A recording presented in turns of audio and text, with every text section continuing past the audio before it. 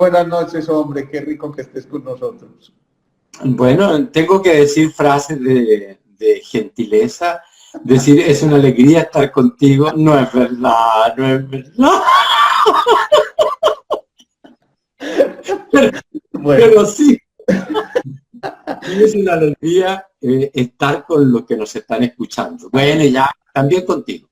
después de Vamos, este sentimiento mutuo, maravilloso, fantástico, fenomenal, bueno, yo tengo que empezar con una introducción muy sencilla, así es. Aquí no, me pero dice perdóname, el que te invitó Alicia, fui yo, así que yo te... me dice Alicia Cortés, mira, así es, Doc, Dios lo proteja. Yo estoy pidiendo que así sea y bueno, esperemos que... Bueno, Claudio, a ver, yo tengo que contarle a la gente quién es Claudio Méndez y no quisiera yo entrar a describirlo porque entrarías en desventaja, así que creería que lo más prudente es que tú te presentes. ¿Quién es Claudio Méndez? Una persona que ha tenido desafíos muy grandes, como por ejemplo ser amigo de Alejandro Posada. Una persona que ha elegido meterse a hacer un live y estar con el dedo trunco sin saber dónde apretar. Y pasando los bochornos. Pero sabes tú, Alejandro, que fíjate que me pasó algo bien bonito, porque yo ahí me di cuenta de mi evolución, o más bien de mi involución. Porque hace años atrás, el bochorno que tú pasaste hace 15 días atrás, cuando esto no funcionó, Sí. porque el bochorno fue tuyo, no mío, yo en otros tiempos qué horror, qué vergüenza, qué sé yo, porque uno viene mucho del perfeccionismo, de que todo salga impecable, y está bien, hay que jugársela por eso, porque es parte del respeto a lo que están invitados. Pero si de repente la vida te aprieta y te quiere hacer saltar a otro, bueno, hiciste todo lo posible, y si no funciona, ¿qué vas a hacer? ¿Te vas a quedar flagelándote? ¿Te vas a quedar castigándote? ¿O eliges ver cómo arreglarlo, buscar una manera de solucionarlo? Y bueno, y volver a enfrentar este desafío llamado Alejandro Posada. Entonces, es bien interesante porque tuve una actitud, lo sentí mucho, le pido formalmente disculpas a ti y a todo esto, pero sin duda tampoco es nada tragedioso. Somos tan tragediosos, a veces sufrimos por cosas tan menores, ¿no? Tan menores. Estamos de acuerdo, estamos de acuerdo. Finalmente no creas, pero yo también terminé gozándome, porque con Claudio es imposible enojarse, con Claudio es imposible sentir rabia, con Claudio es imposible, bueno, tener deseos de matarlo si es posible, pero bueno, vamos un poco a lo concreto, pues, hombre, Claudio. ¿Quién es Claudio Méndez? ¿A qué te dedicas tú? ¿Quién eres tú? Para yo explicarle luego a toda esta gente por qué te invité. ¿Tú quieres lo oficial o la agenda oculta?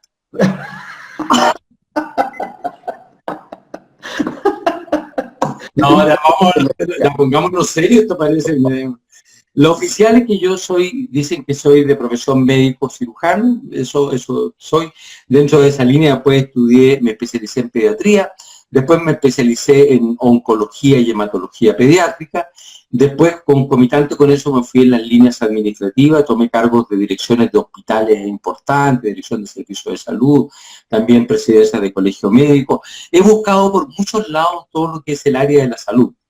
Y llegado un momento en que por mis propias experiencias personales y por lo que vivía con los niños con cáncer, Alejandro, me vi compelido a buscar lo que está detrás de la enfermedad. No solamente tratar los síntomas, que bien los vale hacer eso también, sino que lo que no se ve, lo que es invisible a los ojos.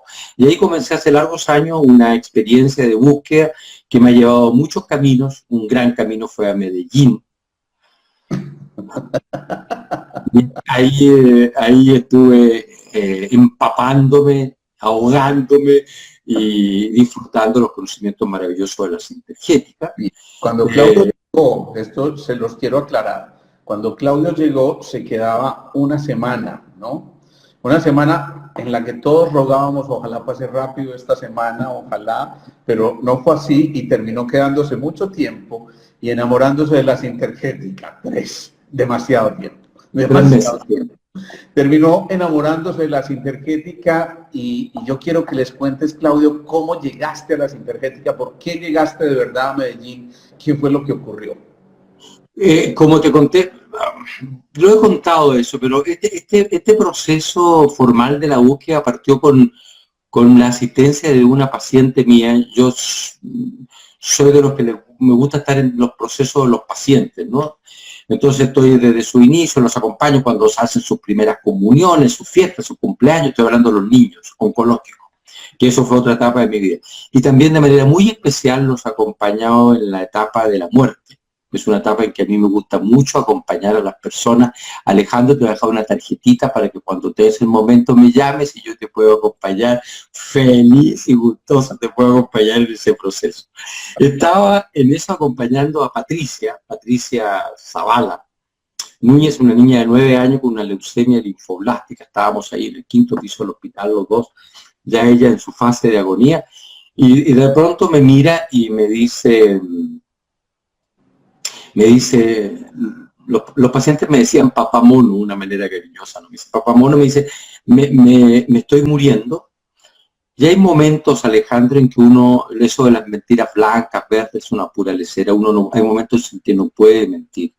Porque ya uno siente que no está frente a una edad cronológica, frente a un niño, sino que está frente a algo que, a lo inmanente, hay una presencia. Entonces uno ahí mancillaría momentos tan sagrados con mentiras, a mi modo de ver, que solo ofenden.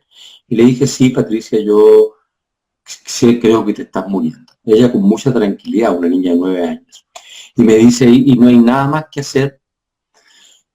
Entonces yo le digo, sí, ya nada, imagínate que hicimos trasplante de médula, hemos hecho ya 3ª línea de quimioterapia, ya no tenemos nada más que hacer. Estoy hablando de la medicina de la alopatía de ese entonces que yo practicaba, estoy hablando de bastante tiempo atrás. Entonces ahí ella me hace una mirada, Alejandro, muy profunda, que todavía tengo esas pupilas grabadas más allá de mis ojos, en que me dice, tú y yo sabemos que hay mucho más. Y me dice después, búscalo. Yo sentí eso, Alejandro, como una orden que me vino, no sé de dónde, un mandato, qué sé yo, que me conmovió profundamente. Profundamente, a las pocas horas ella murió, a las pocas horas. Y comenzó ahí formalmente una búsqueda que ya se estaba moviendo de otra manera, Y ella me lanzo con más fuerza, mucho también por la insatisfacción que me dejaba la medicina, la insatisfacción que yo veía en los médicos, la insatisfacción que yo veía como director de hospital, porque no se esforzábamos, hacíamos mil cosas, y por más que hiciéramos cosas, yo veía una insatisfacción tanto del usuario externo, el paciente y su familia, como también de los propios funcionarios del sistema. Entonces veía, algo falta aquí.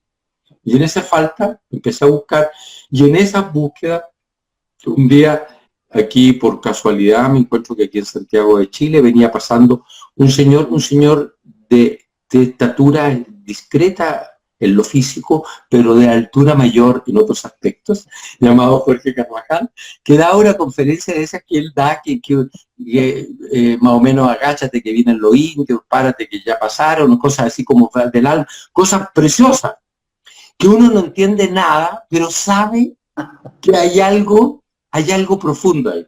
Entonces termina y yo me acerqué y le dije, yo quiero ir a aprender eso de ustedes. No había hecho ni un módulo de sintergética, nada.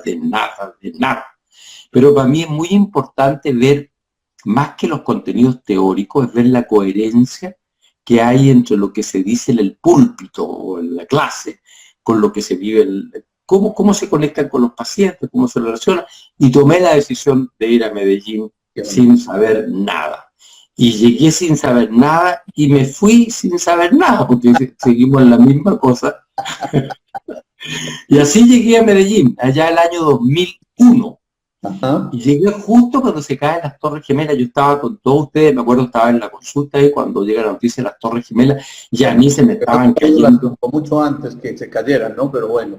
Claro, y a mí se me cayeron mis torres, ¿no? Todas las torres de mis creencias. Hubo una caída de Torres Gemelas que yo las vi ahí, vista en la pantalla de la televisión. Ya, listo, eso más o menos. Hay mucho más historia, no cuento de mis cosas personales, que son las más sabrosas, esas las vamos a contar para nuestros invitados más VIP.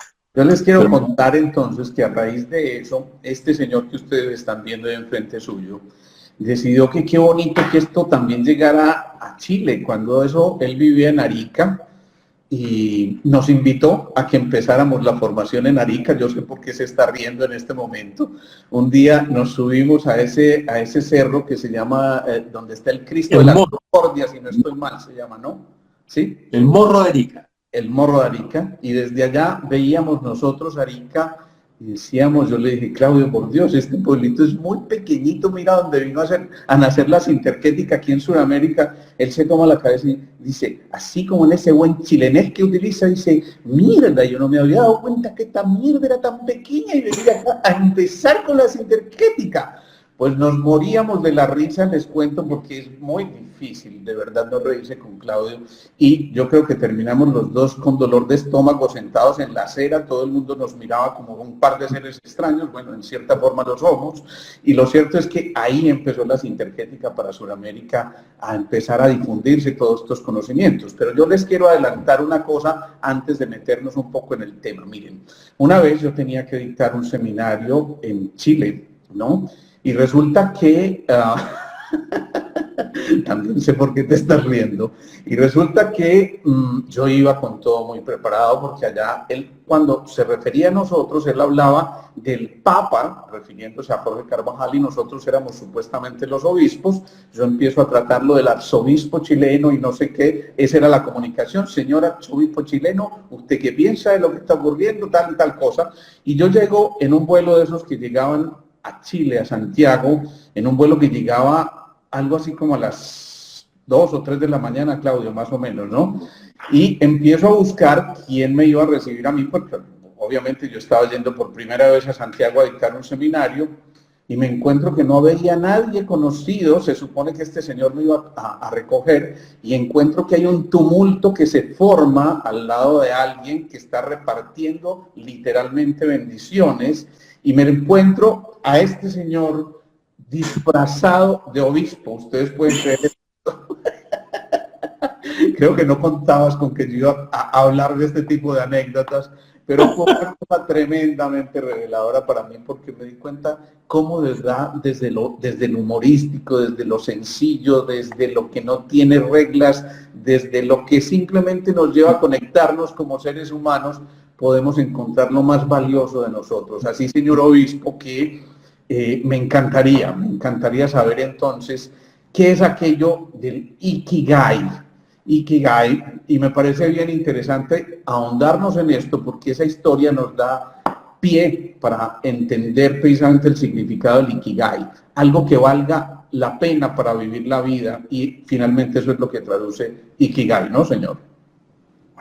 Sí, Ikigai parece un canto de un gallo, ¿no? Así como, ¿qué? Ikigai, Ikigai, ¿qué es lo que hay?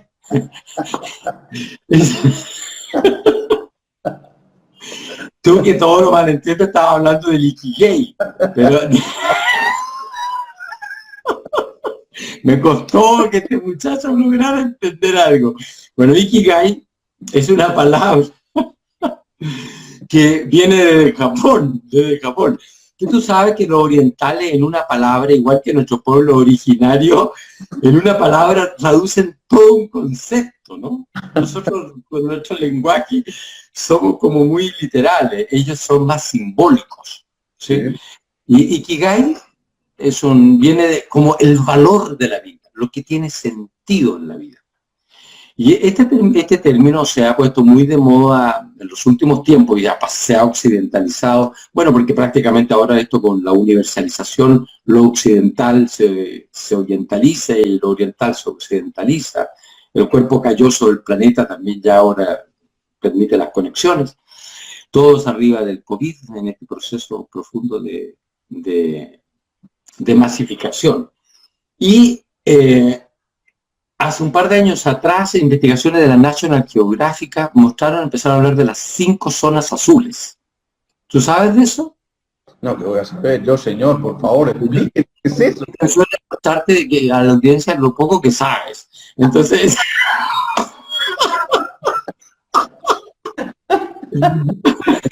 deliciosamente ignorante, señor. Miren, el problema es que lo disfrutas. Bueno, 5 zonas azules, una investigación del National Geographic, que encontraron zonas del planeta que tenían la característica de que estaban las personas más longevas. Estamos hablando de sobre 100 años, pero no solo longevas, sino que vitales, que se levantan en la mañana con gozo, que tienen sentido de vida. Que una de ellas está en Costa Rica, otra de ellas está en California, otra está en Grecia, otra está en Italia, en Córcega, y otra está en la isla de Okinawa, que es la que más he investigado. Y fueron a ver qué razones hay. Hay todo tipo de estudios. Ahí ustedes googlean, buscan los alimentos, qué tipo de vida, etcétera, etcétera, ¿no? Pero lo que se encontró más detalladamente y lo que dio como lo que es común a todas estas personas longevas con vitalidad es que tienen una razón para levantarse en el día. Que se levantan con un sentido de vida. Que la vida no es otro día más, otra semana más. Uno tiene derecho a que de repente diga eso, pero de vez en cuando, no como un sistema de un día gris, y uno dice, espero que llegue el fin de semana, espero que llegue las vacaciones, espero que llegue la jubilación, espero que me llegue la muerte. ¿Te fijas? Entonces, no, ellos se levantan con este propósito porque encontraron su ikigai. Claro. Su ikigai, es decir, su sentido de vida. Esa razón. ¿Para qué yo nací? Si nosotros aceptamos que cada uno de nosotros es único, que cada uno de nosotros es inigualable, no va a haber nadie como tú, Alejandro Posada, y eso yo lo encuentro una bendición para el planeta. No va a haber ningún otro igual a ti. Entonces, si es verdad eso, si no solo cada huella dactilar es única, sino que cada cerebro es único, que tiene la capacidad de ir creando realidades, significa que cada uno de nosotros nació por algún sentido profundo. Bien, hay una cosa importante, Claudio, y es que ese Ikigai, bueno, en términos generales, se fundamenta en 4 pilares, ¿no? Ellos hablan de descubrir la misión, de, por supuesto, ponerle mucha pasión a la vida, de encontrarse una profesión y una vocación detrás de esa profesión. Y entonces hay 4 pilares fundamentales a través de ese Ikigai para supuestamente ir en búsqueda de la felicidad, que es lo que nosotros pretendemos alcanzar para realizar los sueños y encontrar ese Ikigai. Me río mucho porque él no tenía idea de esto. Yo le mandé un papelito que habla.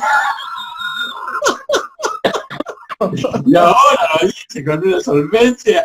Muy bien, aventajado. Es incorregible. Es incorregible. Como muy bien lo dice, alguien informó hace 15 minutos sobre esto. Ellos encontraron que esto son como 4 ríos, Alejandro, que 4 ríos que llegan como a una central. Me gusta ponerme esa imagen. Uno le llaman ellos el río, voy a usar los términos que usan en Oriente, porque a veces aquí en Occidente usamos en un significado distinto, que le llaman la pasión. La pasión es eso que ¡wow! El entusiasmo, el gozo, qué rico, no esa cosa aburrida. Eso es único. ¿Cuál es tu pasión? La otra gran avenida es la que llaman la avenida de la misión, que son las habilidades que tienes, los talentos que tienes. Eso que te regaló la vida, que ambas, pasión y misión, están en el circuito del yo, es lo que a mí. O sea, la primera se circunscribe a mí. Y después viene la tercera, que es esto que a mí me apasiona, esto que yo tengo habilidades, ¿cómo le puede servir al mundo? Eso es lo que se llama como vocación. Vocación es el llamado. ¿Cómo esto le puede dar sentido más allá de mi territorio? Yo lo puedo ofrecer. Pero fíjate lo interesante, lo primero es que me estoy considerando a mí. Estoy considerando qué es lo que a mí es lo que me gusta y para lo que tengo habilidades y que le va a servir al otro. Se lo voy a ofrecer a los otros. Y producto de estos 3 afluentes, viene lo que ya se llama en las terminologías orientales, la profesión, que es cómo te van a pagar por eso. Correcto, correcto. Bueno, aquí estoy jugando, me estoy divirtiendo, tengo habilidades, le está sirviendo al mundo, al planeta, a mi vecino, a la junta de vecinos, al barrio, al Dorado, a lo que fuera, pero además me están pagando, porque también hay que contemplar ese aspecto que muchas veces los que estamos en los trotes espirituales, pensamos que uno tiene que inmolarse por el otro y flagelarse. Es decir, un sentido de gozo total. Lo que yo veo que es trasladarse desde esa lectura del Valle de Lágrimas, del sufrimiento, a que estamos entrando aquí y ahora al paraíso y tú lo vas co-creando. Así es. Hoy veía una paciente, Claudio, una paciente muy especial que en medio de su cuadro clínico, pues es una historia bastante turbulenta, bastante compleja, repleta de sufrimientos, entre otras cosas, muchos de esos sufrimientos de alguna forma elegidos consciente o inconscientemente, pero en un momento dado ella encuentra tal desespero y tal necesidad de encontrar esa vida valiosa en todos los aspectos que dice, perdí mi dirección y me siento en la inmunda. Te llega esa paciente y ¿qué le dices, Claudio? Bueno, en tu caso, si te llega a ti le diría que busque otro doctor. Sería la primera recomendación. Pero por favor que no sea un doctor chileno por ahí, ¿no? No, sigue perdida.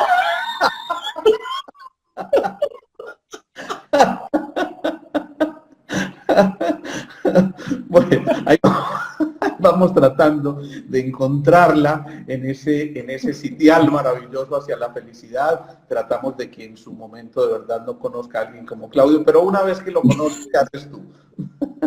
Bien, antes de contestar eso, es bien interesante conocer que lo que en la estadística se refiere a la grande posibilidad de recuperación de las personas que viven situaciones de salud física, emocional, o como está diciendo la persona,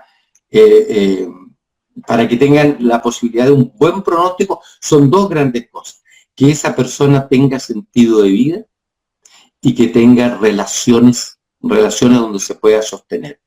Cuando uno hace las estadísticas de los grandes centros, de los que se recuperan de infarto, de accidentes vasculares, no son ni las cifras del colesterol, ni las cifras de la hipertensión, que obviamente tienen su valor. Lo que realmente da el pronóstico son todas estas variables que no son mensurables por los sistemas objetivos. Es decir, y si tú te vas ahí, por ejemplo, a los grandes hombres, mujeres, que han ido marcando huellas al planeta, lo que han tenido es un profundo sentido de la vida. Por ejemplo, Víctor Frank, ¿no es cierto?, ahí en los campos de concentración, y él saca un libro que es El sentido de la vida, que es de alguna manera un ikigai oriental que surge a raíz de la propuesta. Mandela, la misma circunstancia. A veces cuando uno da estos nombres, pensamos todos que tenemos el sentido de la vida tiene que ser trascendente para la humanidad entera. Y eso es un ego que se nos filtra, en que no son grandes cosas, no. Las pequeñas cosas, si para ti tienen sentido, que es a lo mejor, me acuerdo una abuelita, leía los textos, una abuelita japonesa, y una abuelita, así estaba la abuelita con pechal, decía, era bisabuela, ¿y cuál era el sentido de vida? El sentido de vida era poderse enseñarle a sus bisnietos el Ikebana. Sí. Mire qué hermosura. Eso no iba a salir en los titulares de la prensa, eso no iba a llenar, qué sé yo, no era un Mandela, pero eso a ella le llenaba de vida, le llenaba de gozo. Claro, uno puede ir más profundo, seguramente a eso. Eso se juntaba con la pasión que ella tuvo cuando ella aprendió cuando niña, se juntaba con las habilidades y probablemente había detrás una trascendencia de transferir toda una conciencia generacional. ¿Te fijas si uno quiere empezar a investigar? Entonces, ¿qué le diría yo a esa persona? Le ayudaría probablemente a través, y ahí me conecta, porque todo esto que estamos hablando, Alejandro, muchas que somos harto mensos los dos, particularmente tú, es porque yo voy a hacer un taller este sábado, en 2 días más, que se llama, se me había olvidado, taller manual para una vida con sentido, en la que vamos a hablar de estas 4 cosas, pero aquí viene... De qué hablar, pero bueno, con toda seguridad que lo va a hacer. ¿Qué cosa? ¿Qué cosa? que les puedo asegurar que aún no tienes ni idea de qué vas a hablarles en ese taller, pero eso es lo bonito. De verdad que eso es la magia. Y eso medio en broma, pero medio en serio lo digo, porque este hombre, en su capacidad de gozar la vida, logra que uno vuelva a despertar pasiones y logra despertar otra vez ese entusiasmo en Teos asmo, Dios está en mí, eso traduce eso exactamente, y es volver a encontrar como esa lucecita, pero también a través de, Claudio, una cosa que yo resalto, y de verdad muy en serio lo digo, mira cómo me pongo de serio, es descubrir esa pasión a través también del humor y de la alegría por la vida, ¿sí? Yo les quiero contar antes de que te metas en lo del taller porque me parece súper interesante. Alguna vez yo me encuentro con alguien que me cuenta una anécdota muy extrañado y me dice, oye Alejandro, me ocurrió una cosa bastante extraña hoy, una cosa muy significativa, ¿no? Yo me estaba alojando en una casa acá cerca a esto que llaman el poblado, y yo salí, me habían dicho que los taxis eran de color amarillo, yo vi que pasó el carro amarillo, le puse las manos así, me le acerqué, lo frené un poco, el tipo se aterra conmigo ahí parado y yo abro la puerta, me siento y le digo, por favor me lleva al barrio Los Laureles. Y después encima el tipo le dice, pues bueno, sí, yo voy por esos lados. Y el tipo está fumando y le dice, por favor, me molesta el cigarrillo, le molesta si suelta su cigarrillo, si bota su cigarrillo, y me gustaría que pusiera tal música, ¿no? Y de pronto el señor le dice, pues bueno, sí, yo le doy gusto, no hay problema, ningún inconveniente. Y resulta que el que iba en ese taxi, entre comillas, es este señor que vio un carro amarillo y se le ocurrió que era un taxi. El tipo termina muerto de la risa, llevándolo a su destino sin ser un taxista. Cuéntales eso un poquito, Claudio, porque es que eso también es un poquitico ayudarle a la gente a encontrar su Ikigai a través de este tipo de cosas. Es como tú lo cuentas. Yo iba atrasado. Esto es real, ¿ah? Conste que eso es real. Yo duré 15 días riéndome de todo esto y todavía me río, pero esto le ocurrió a este señor, esto no le ocurrió a Claudio Méndez, ¿no? Claro, yo iba atrasado, es cierto, entonces, no sé qué ya son amarillos, los taxis que en Chile eran amarillos, ya no me acuerdo dónde, entonces al verlo lo freno y seguramente tenía tal decisión en mí que eso se traspasó y el señor frena, me sube y me lleva a tal parte.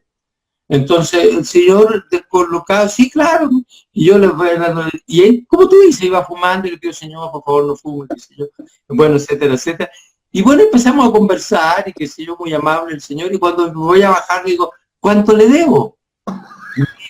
No me debe nada. Pero ¿y cómo si usted no es taxista? No, señor, yo no soy taxista. ¿Y por qué usted se paró? ¿Y cómo no debe a parar si con la decisión que usted me paró? Bueno, eso también es Ikigai, una manera de gozarse la vida y de darse cuenta que la vida no debe ser tan compleja. Pero aquí viene una parte seria, Claudio, que me parece, bueno, no, espérate, hago un paréntesis, háblanos de tu taller así ligeramente, porque No, yo... entonces yo tengo este conocimiento de Oriente, Sí. y la idea es conectarlo con conocimientos de Occidente, y ahí conectamos con la neurociencia, que busca ver por qué razón, como tu paciente, perdió la pasión, por qué perdió su misión, por qué anda perdida, por qué razón no sabe cómo servir y además no encuentra cómo la vida le pueda retribuir en los planos económicos. Y eso generalmente pasa, Alejandro, porque aquí hay una suerte de paradoja. El ser humano nace con la claridad para la cual uno viene, pero nace también a conquistar este mundo externo. Mis órganos de los sentidos me llevan hacia el mundo exterior y al ir al mundo exterior comienzo a recibir toda la información que viene de afuera, que son los referentes de mis padres, mi familia, mi colegio. Entonces yo comienzo a olvidar quién soy yo por comenzar a seguir lo que de afuera se supone que lo que yo debo hacer. Entonces, si tengo una familia de artistas, tengo que ser un artista. Si mi padre y mi abuelo fue un doctor, yo tengo que ser un doctor. Si hicieron una clínica, ¿cómo la voy a perder? Si lo bueno es ser tal cosa, si lo correcto es esto. Entonces, comienzo una suerte de profunda infidelidad.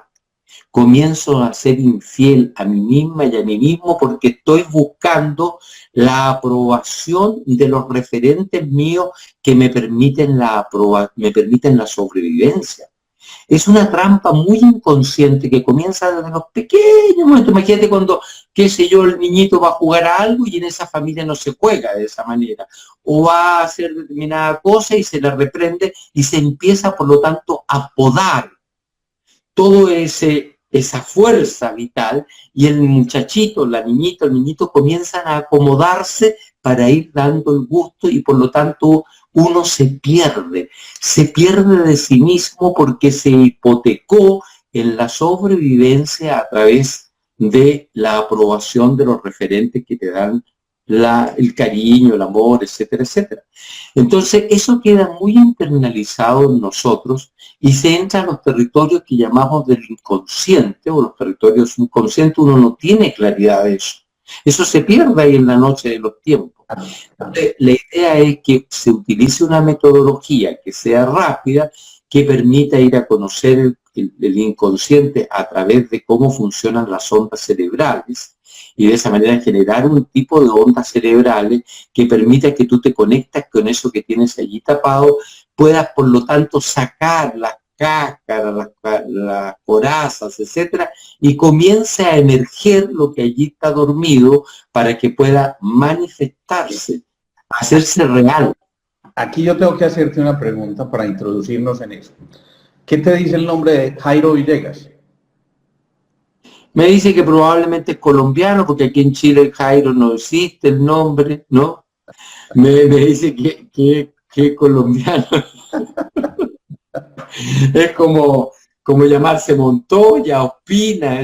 Tú sabes que por acá esos nombres no existen, pues no existen. Y ustedes tienen un Montoya allá, Dios me libre. Sigamos hablando de cosas buenas. No, Jorge. Son todos Jorge Iván. Aquí uno se llama Jorge o se llama Iván, pero no se llaman las dos cosas al mismo tiempo. Entonces, además que allá no se llama el Jorge Iván, sino el Jorge o el Iván, ¿no? El Jorge Iván, claro.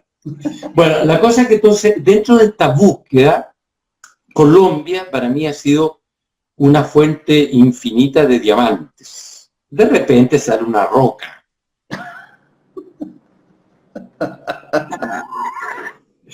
No solamente ustedes tienen diamantes, mis queridos colombianos, en eso, sino yo siempre he reflexionado por qué Colombia ha dado origen a tantas propuestas tan preciosas. Probablemente por el contraste, porque han tenido ustedes décadas de dolor muy fuerte y se ocurre una fricción, donde se emergen esas polaridades, la polaridad de las cosas dolorosas, pero la polaridad también gracias a esta fricción de propuestas muy bellas que a mí me ha tocado conocer, como es la propuesta de la Sintergética, a través de todo el grupo de Vía Vida Colombia. Me conocen, Jorge Carvajal, Luz Ángela Carvajal, Alejandro Posaque, el que sirve el tintico, Jorge Montoya, qué sé yo, mi querido Felipe Duque, Jorge Banatango, bueno, etcétera, etcétera. Pero también en esa época conocí también en ese grupo a Federica Freitel y a Santiago Rojas. A través de Federica conocí esta línea de la autoobservación Jairo Villegas, otro colombiano, que tiene la habilidad o la característica de ser ingeniero en computación. Por lo tanto, le gusta saber cómo funcionan las cosas, que eso es bien interesante, porque nosotros los humanistas, como que no, en cambio aquí hay como un pensamiento distinto de tratar de ver cómo ensambla las piezas. Y producto de su crisis, como él lo ha contado más de alguna vez, como todos que tenemos crisis, yo nunca he tenido crisis en mi vida ha sido realmente un proceso una sola crisis, Tomás. Has tenido una sola crisis, pero te ha durado toda la vida. Yo una crisis de 67 años. Tú sabes que amo las crisis, las amo, verdaderamente las amo. Bueno, pero ese es otro juego. Y entonces, producto de eso, él entra como a una depresión que se observa, ahí está un mes, un año, estuvo ahí en una hamaca, en esto, observando, y comienza todo un proceso de estudio que lo transforma, hace un doctorado en ciencias humanas, ya se va a Estados Unidos, etcétera, y ensambla junto a otros 8 grupos, entre los cuales está Ken Wilber. Ken Wilber es uno de los co-creadores de esta propuesta, una metodología que tenga la característica de ser muy rápida, autogestionante, que se pueda meter al inconsciente, que sí. Entonces, esa metodología es la que se busca para que la persona vaya a destrabar estos 4 afluentes que te hacen estar perdido, para que abras, para que te conectes con la pasión. Conectarse con la pasión, en buenas cuentas, Alejandro, es conectarse con un estado frecuencial y vibracional del cerebro que está asociado al máximo momento de generación de ondas alfa, que tiene que ver con el estado de gozo y de juego. Allí uno está en el reino de los cielos, se está co-creando, y eso se alcanza en la niñez en ciertas edades. Pero mucha gente ni se acuerda de cómo eran cuando niños, eso está totalmente sepultado. Ir a destapar eso, pueden estar ahí algunas claves que puedan comenzar a reconectarlo a uno con la pasión, con el entusiasmo, con el gozo, que genera, por lo tanto, un estado frecuencial en el cerebro que expande la conciencia, y a lo mejor este cerebro se puede transformar en una plataforma para que se precipite en la mente superior y uno puede ser, por lo tanto, co-creador de lo que el planeta necesita, de lo nuevo que viene. Bien, de la misma manera, debo ahí confesar una cosa, Claudio. No conozco mayormente la autoobservación neutroconsciente. Yo sé que me vas a decir que ni de eso ni de nada, pero está bien. Eso que nos llama en este momento, sé que en realidad te ayuda a eliminar bloqueos, a quitar obstáculos, a generar estrategias para disminuir esas creencias inhibidoras o limitantes. ¿Cómo se llega a través de la observación neutroconsciente a superar estos obstáculos? Mira, primero hay un proceso que está imperceptible de desidentificación de los contenidos del pensar y los contenidos del sentir y de las experiencias. Porque cuando la gente dice yo soy deprimida, yo soy mañosa, uno tiene una identificación con un pensamiento o una identificación con un actuar o una identificación con un síntoma. De tal manera que uno ya no es Claudio Méndez, sino que es un dolor de hombre, soy una úlcera, yo soy una artritis reumatoidea, qué sé yo.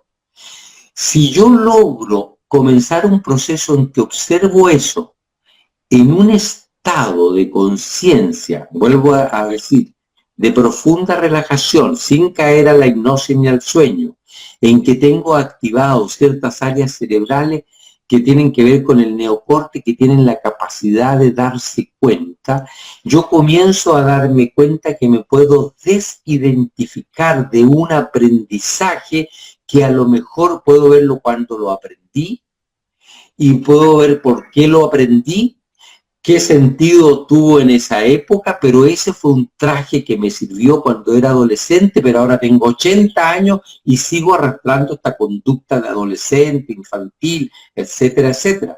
Entonces uno puede, al ser ¿quién? Al ser el autoobservador. En todas las propuestas, Alejandro Posada y Beut, por parte de tu madre, en todas las propuestas siempre se habla de que Dios es el observador. Entonces, al decir autoobservador, yo paso a ser, señor Beut, el que observo mi propia creación. Observo, por lo tanto, el drama, observo la tragedia y puedo ya en un estado en que me empiezo a desacoplar de la tragedia del ego que le gusta el dramatismo, a ver si acaso ya no necesito a lo mejor seguir actuando en ese rol y puedo como no solo autoobservador, sino que creador de mi propia obra comenzar a escribir otro libreto. Porque de lo contrario, cuando uno es solo actor inconsciente, es el actor. Y ahí está, y tanto que me identifico. Pero yo puedo ser el actor, puedo hacer el libreto, puedo ser el autor, puedo ser el director, puedo ser el espectador. Eso me significa que me puedo una amplia capacidad de flexibilidad, por lo tanto estoy entrando en los territorios de la creación. Y si algo dicen que somos hijos de Dios, y lo que define la creación, el ser Dios, es la creación. De seres perfectos, además, ¿no? Aquí me das pie para una cosa fundamental. Es que en nuestro medio, creo que en Chile también es así, a veces a la gente le toca elegir una profesión muy tempranamente, me refiero a su edad cronológica, y con frecuencia nos damos cuenta, y es un motivo de consulta demasiado frecuente, que la gente está llevando ese rol al que te referías, pero hay un intento desesperado por renunciar a ese rol y por desarrollar realmente el propósito de la vida. Es una queja supremamente frecuente que encontramos en nuestra consulta del día a día, pero cuando se llega a técnicas como estas, la gente adquiere la valentía para dar el paso y ahí sí reconocer qué le hace feliz y dónde debe depositar esa pasión para encontrar también su misión y, por supuesto, desarrollar su vocación a través de eso. Entonces, ahora, ¿qué decirle a esta gente joven, muy joven, cada vez más jóvenes están llegando a las universidades, atraídos por un pensum o por una historia de su familiar o alguien que les sedujo a estudiar determinada cosa? ¿Cómo orientar un poco eso más, Claudio, para que realmente las elecciones sean mucho más juiciosas, si pudiéramos utilizar esa palabra? Mira, hay una investigación de una cohorte bien interesante de estudiantes universitarios de Estados Unidos, que se le siguió por 10 años. No, por esos casos son 10. Puede que esté mintiendo, pero yo siempre invento cosas, así que no me crea mucho. Bueno, pero se le siguió por un largo tiempo. Creo que eran los 10 o los 15, ya no me acuerdo.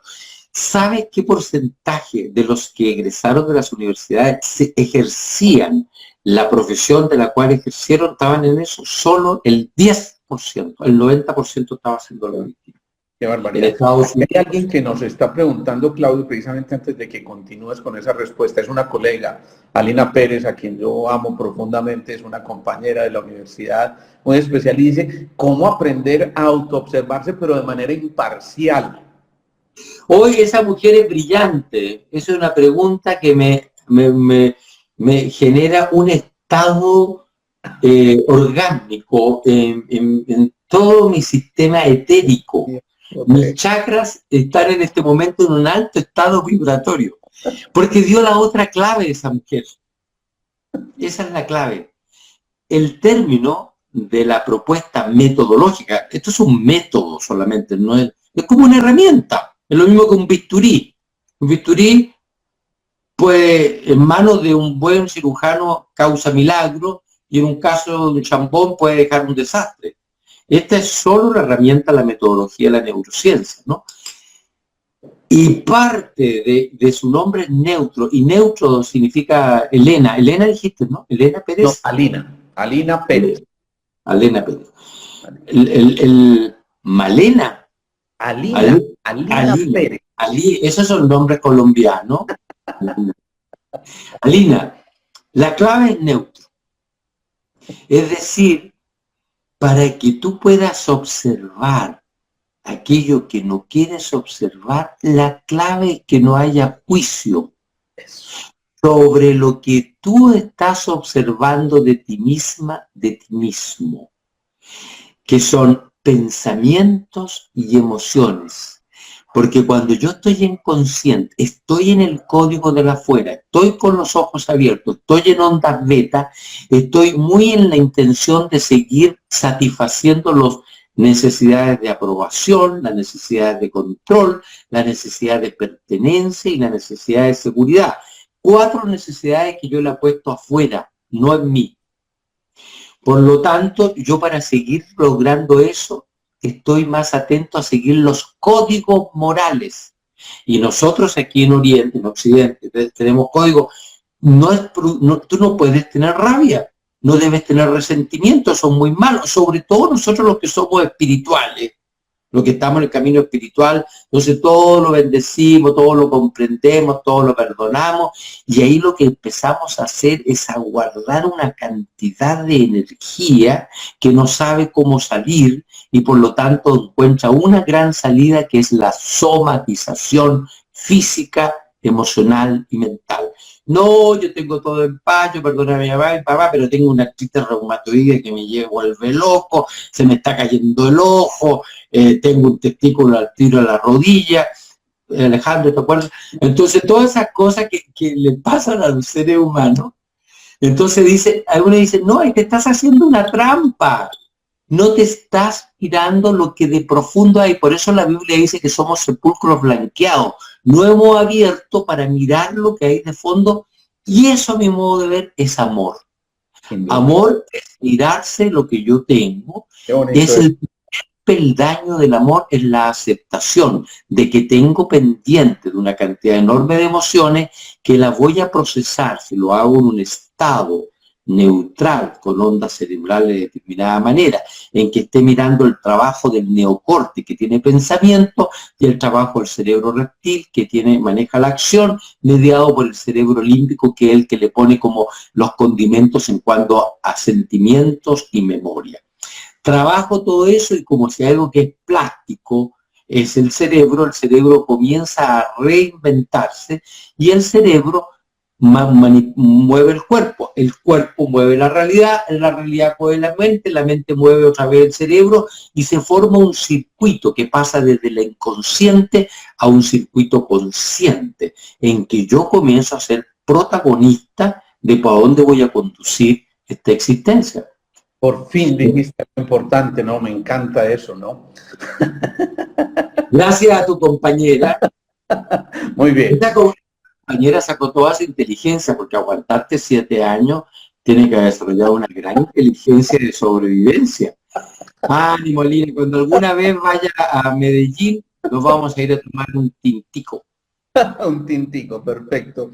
Oye, hay una cosa también. En tiempos de pandemia ha ocurrido algo muy singular, y es que sobre todo nuestras personas muy adultas se vieron súbitamente aisladas porque sus hijos no querían contagiarlas, y muchas veces dejaron de ver a sus hijos por tiempos extensos, entre otras porque no manejan esta tecnología y no se podían encontrar fácilmente, y por supuesto llevaron a que muchas de estas personas perdieran muchas de sus facultades físicas, mentales, por supuesto involucradas con todo lo emocional. Mi pregunta es, ¿hay algún límite en edad para autotransformarnos, Claudio?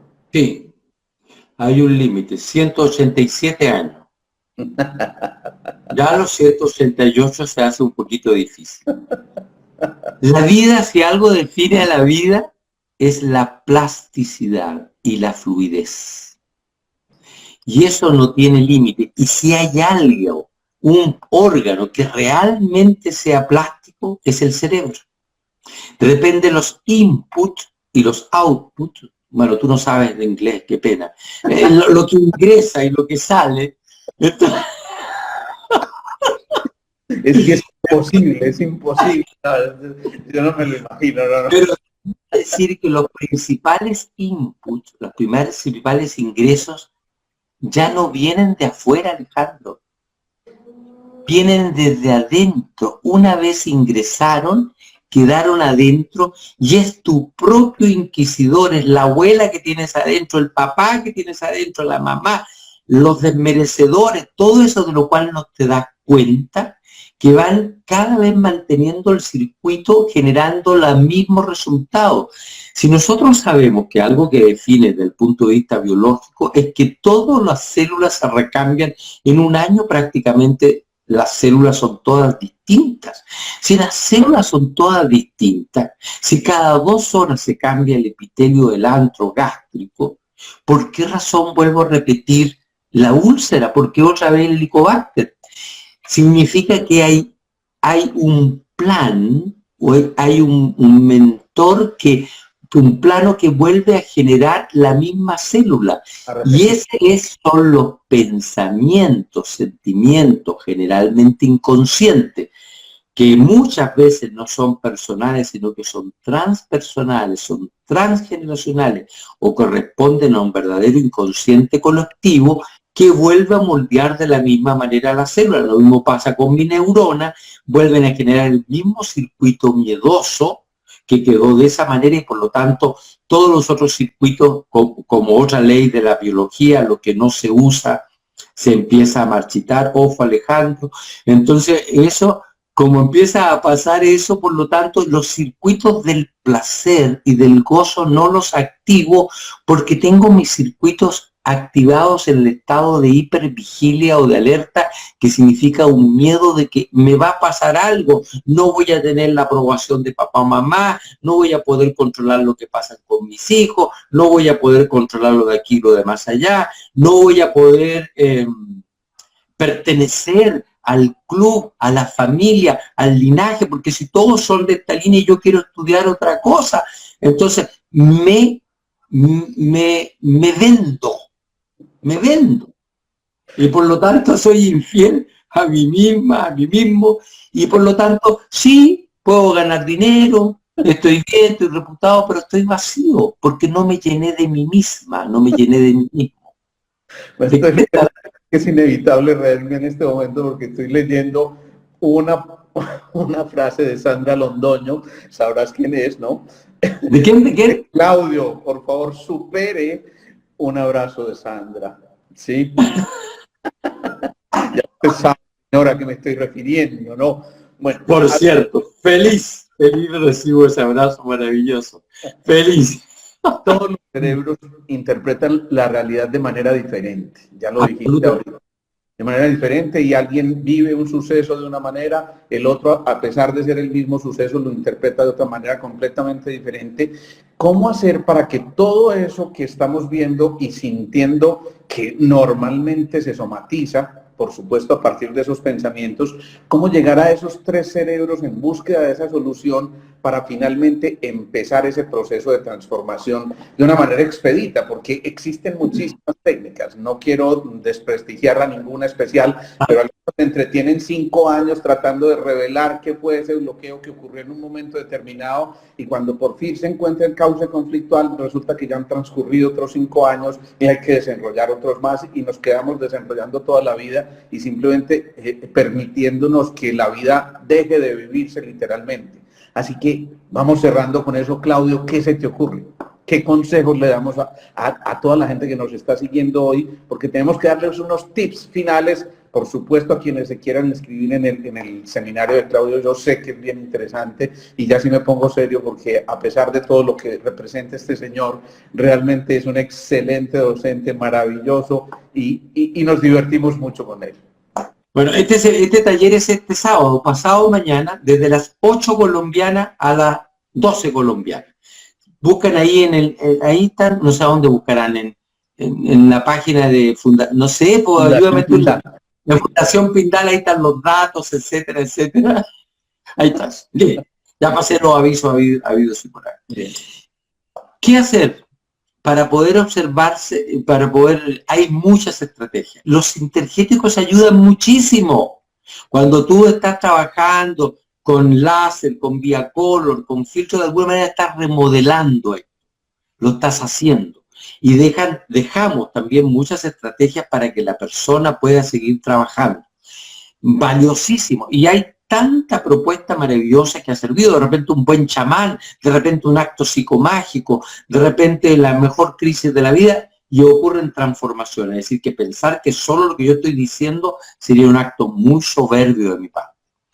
Pero ya que estamos hablando de esto, y en base a lo que conocemos de cómo funcionan nuestros cerebros, pareciera ser que si yo quiero la máxima utilidad, es primero observar en un estado de relajación. Clave. Si yo no, ¿por qué? Porque el estado de relajación significa una fisiología que en el sistema cardiovascular significan cierto tipo de ondas que permiten una oxigenación a ciertas áreas del cerebro, por lo tanto cambios de pH, es decir, se arma todo un constructo muy fisiológico para que pueda regenerarse cambios en la forma. Ok. Entonces, la respiración es muy clave, que son respiraciones profundas, rítmicas, abdominales. La otra clave es cuando uno comienza a hacer este proceso de autoobservarse, es cerrar los ojos. Porque cuando uno tiene los ojos abiertos, prácticamente el 50% de toda la invasión de información que tiene uno entra por la onda visual. Entonces estoy muy conectado a lo de afuera y me desconecto de mí. Entonces es como una manera de desconectarte a ti hasta que tú y uno ya está tan entrenado, puede hacerlo, como lo son los grandes maestros, que están en un estado, los maestros están en un estado permanente de autoobservación. Están en lo que están, porque el estar en autoobservación es una manera de estar siempre en presente. Porque uno calma la mente, la mente loca, el neocorte, que se vuela por todos lados y uno lo aterriza ¿dónde? En el cuerpo. ¿Por qué el cuerpo? Porque el cuerpo es manejado por un cerebro que se llama en la terminología de la neurociencia cerebro reptil, que es el que maneja toda la fisiología corporal. Solo lo puedo observar cuando estoy atento a lo que me está pasando en el cuerpo. Entonces yo puedo observar una imagen, un recuerdo, un pensamiento, decir, no, ya mi papá lo perdoné, cierro los ojos, veo a mi papá y el cuerpo se me aprieta entero, todo tu inconsciente te estás mintiendo, tienes una energía aquí adentro, tienes que trabajar más profundamente, tienes que mover esa energía neutralmente, no la juzgues. ¿Sí? Muy bien. Entonces, observarse en estados tranquilidad, ojos cerrados, y por ser un proceso en que uno pueda observar los contenidos de la mente, ya sea en pensamientos, recuerdos e imágenes, y el impacto en el cuerpo. Uno comienza a observar las dos cosas, comienza por lo tanto a desidentificar los contenidos del neocórtex con las identificaciones del pensamiento y los contenidos del cuerpo, empieza al observarlo, y como están ambos relacionados, si yo comienzo a mover el cuerpo, deja también el cuerpo de sostener el pensamiento, porque es como un sistema de una balanza, una homeostasis que se ha sostenido. Esa artritis reumatoide, esa hipertensión arterial en tu cuerpo está en perfecto equilibrio con un pensamiento que a lo mejor, o una emoción que tú no sabes que tienes. Si yo cambio por la observación, porque, y aquí viene otra clave de la neurociencia, lo que yo observo, lo voy observando, el cerebro no aguanta mantenerlo igual, lo tiene que cambiar. Y eso viene de las épocas, Alejandro, antiquísima, en que cuando uno estaba en la selva, cuando no había movimiento, eso era signo de alarma. Por lo tanto, tiene que cambiar. El cerebro aprendió a cambiar. Mira qué maravilla. Es pura neurociencia aplicada a una metodología que te sea fácil, que la puedas practicar contigo mismo. Y aprovecho de decirle ahí, y pucha, creo que yo puedo escribir en esta cosa. Hay una aplicación de celular que se llama Cero Estrés. Pruébenla. Ajá. Ahí está. Cero Estrés, aplicado a Jairo Villega, el nombre de Jairo Villega. Y ustedes se meten a eso y ahí bajan de su celular y ahí tienen un acompañamiento inicial. Esto se está profundizando en una aplicación mucho más interesante, más completa, pero es una cosa inicial. Ahí tienen una manera, porque esta propuesta, Alejandro Posada, Beut, tiene mucho que ver con generar herramientas de autogestión. Es decir, que la gente no sea dependiente de otros. Está muy bien dejarse apoyar de vez en cuando, muy bien dejarse apoyar, pero que tengan herramientas para sí mismo. Bien, bien. No sé por qué, pero te paralizaste en este momento, dejaste de verte.